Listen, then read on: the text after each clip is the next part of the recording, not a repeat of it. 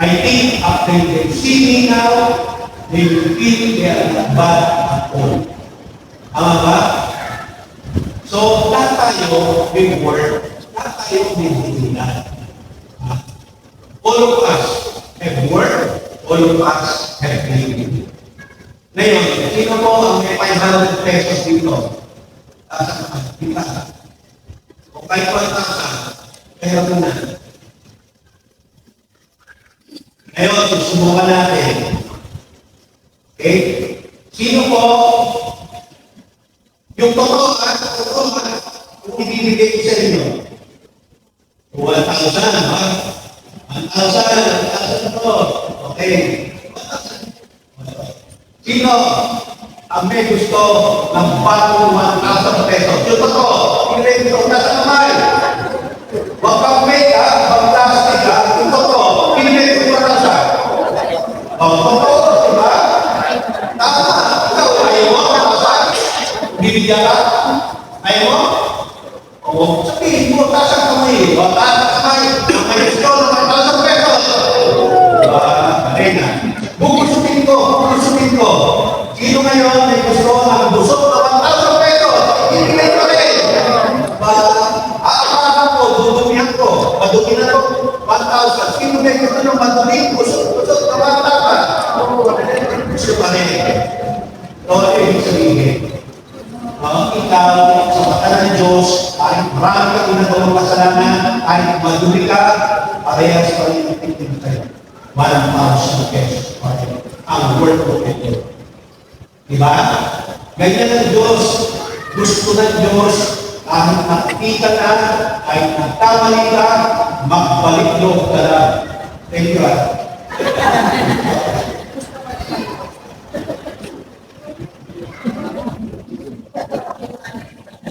Hindi ko man yun.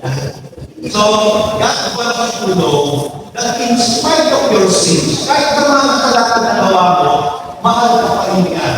And your value is still the same. Sa mata ng Diyos, hindi ka nagbabago.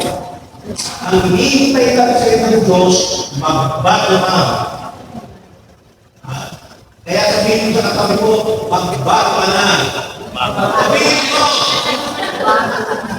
Lalo ka na. Okay, tingnan natin. Sino makakalimutin dito? Yes, Lord? Yes, Lord. Ito, ang palat mo.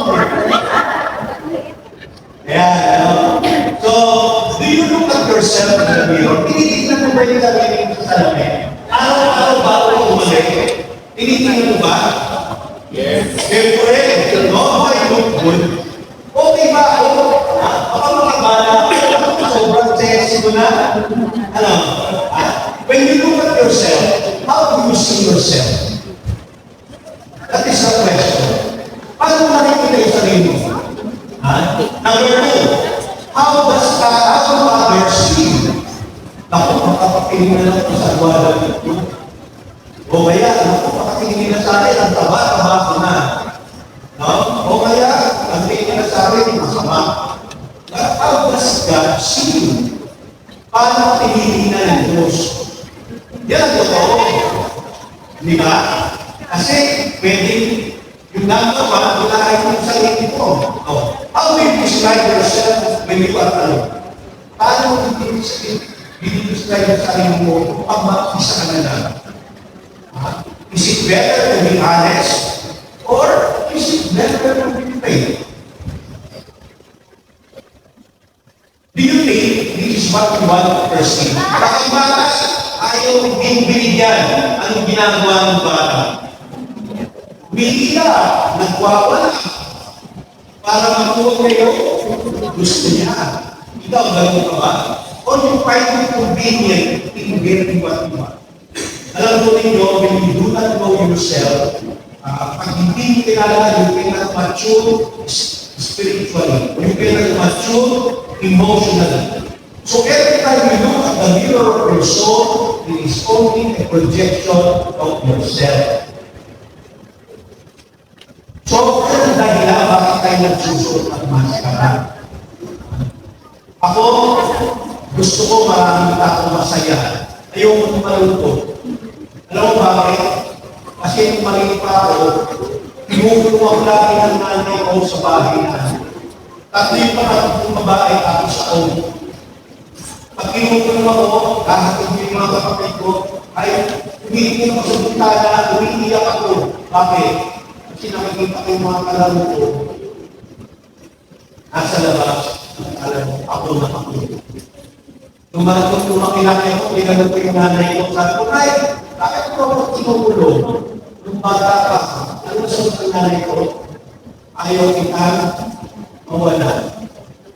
Kasi meron akong anak na lalaki ako sa iyo.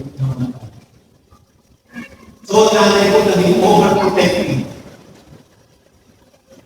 Ang nanay ko may tindahan. Nung grade 4 ako,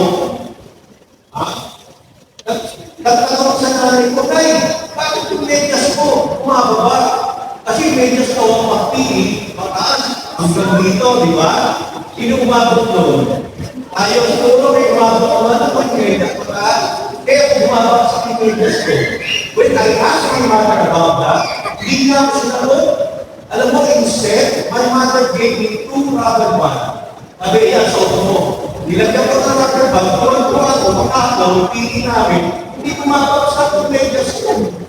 Kaya lang, yung mga kaiba ako. But I never thought that my mother would not afford to buy me a new pair.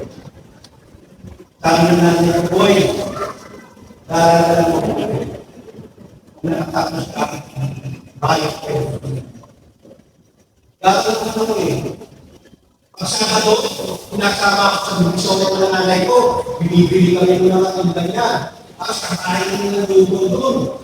Ang sarap. Tapos bibili na naman siya ng laban-laban. Kasi susunod ko ng lugo sa pasok. Pero lagi kami sa lugo ko, kasi naging pasaway ako ng bangkatan. Sometimes, it's not the people who change, but the mask they wear. Ano kaya susunod ko mask ka ngayon? Yung galit, yung masaya. Yung sa Bicol, lahat tayo, nagtatakot sa likod ng maskara. Diba? Ano sabi? Walang tempa na ang buhay sa mundo, nakakita, hindi ito. Magandang lang ang siyang katulad ko, ngunit paglapit, wala. Walang bago, plastic, diba? Kasi, bawal ang plastic sa Quezon City. Ang may kami ulit kayo, plastic ka ba? Minsan, gano'n. Lagi sa nalala sa mga kapitbahay mo, uy, kumalis, ang ganda-ganda ng damit mo. Parang yung pagpila namin, gano'n, pag-alas ka eh. So, anong susunod mo? When you are alone, this is the time, you are most honest with yourself. Tama? Pag-isa ka na lang, kung ano dapat sa sarili mo. Kailangan maging totoo ka, magpakatotoo ka. Alam mo yung tatay ko, Chinese. Kaya pinito ko di. Pure Chinese. Ang tatay ko, hindi ako niyakap ng tatay ko. Gusto ko niyakap ako. Gusto ko marinig yung tatay ko. Papabihin sa akin kung mahal-mahal ka. But again, my father died, hindi ko siya narinig. Gusto ko kaya mahal. Hindi ko siya kaya ako ng kaibig. Kaya ako, ngayon, kahit malalaki ito ako, iyayakap ko. Pinasabi ko ang anak ko. Kasi gusto ko maramdaman nila ang pagmamahal. Kayo, iyayakap ko yung anak ko. Lakarin mo. Kasi kapag iyayakap mo, sinasabi mo man mo siya, kahit na message, I love you, ako sinasabi mo sa man mo. So, natin lang. Kung manisip kayo na siya, sigurado, mamahal mo talaga kayo. Subukan ninyo, mabubulan yung anak ninyo. Yakap mo ng mga itigil, anak, miss na kita. Sabihin mo, I love you, kailangan gano'n. Yung asawa mo ba, hindi mo na sinasabihan mo yung I love you eh. Umarap ka sa asawa mo, sabihin mo, Che, I love you. Ano? Bakit tayo sa pharmacia? Kasi takot tayo mabuking. Takot tayo makita yung ating kahinaan. Ang mahina at kaya dito ako may pinapagawa. Ako, hindi po ako